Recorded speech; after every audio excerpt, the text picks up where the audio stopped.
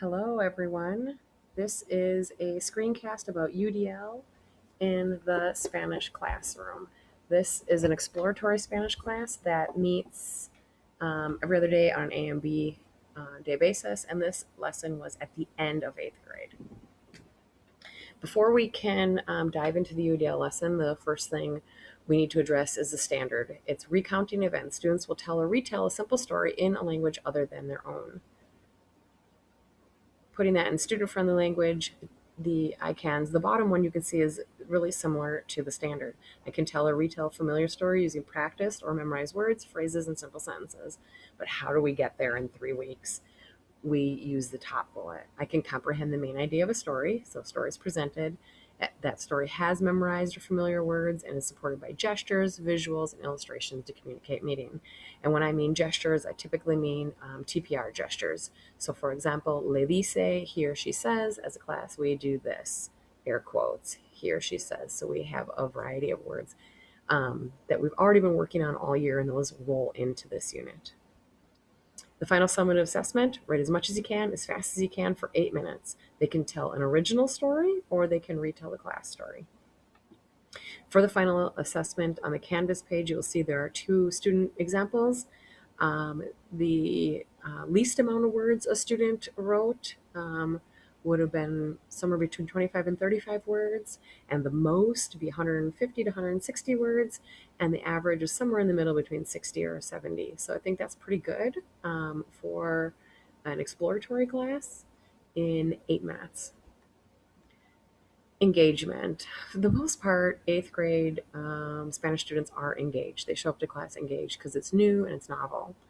But they do need to maintain the stamina of listening to a story in Spanish and doing activities all in Spanish. And then, of course, getting to the final assessment, which is not easy, which is writing, communicating in Spanish.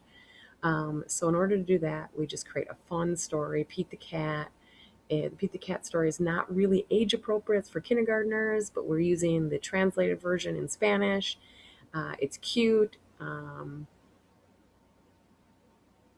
And students like it. And they can also personalize it because once Pete's made his big sandwich, the actual story is Pete the Cat and his big lunch.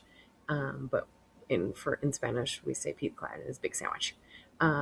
Students can make their own sandwiches. And we pretend like we're in Subway and everybody is making their own sandwiches. Representation was the most important piece of this unit.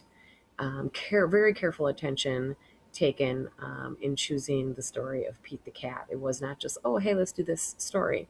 It had great visuals, short sentences, lots of cognates, previously learned vocabulary, repetitive vocabulary.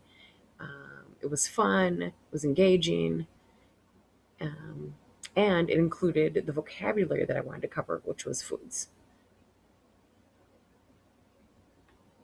And then action expression. Ultimately, students had to write, but they needed scaffolds. We used lots of scaffolds, but the number one scaffold was creating a gigantic word wall. And by the end of the unit, it had 100, 150 different words, and all of those are words that student generated. How do you say pickles? How do you say thirsty? I want to say fish juice. And many students internalize those words and they'll keep them forever, and others did not, and they needed them as a reference. So it was a scaffold. If students needed the word wall, they used it. If they didn't need the word wall, they didn't. But it allowed every student in the class to be able to access the vocabulary that they needed no matter where they were at, no matter what activity we were doing. They knew that that reference was there for them. That is it. Enjoy the unit and feel free to contact me if you would like more information.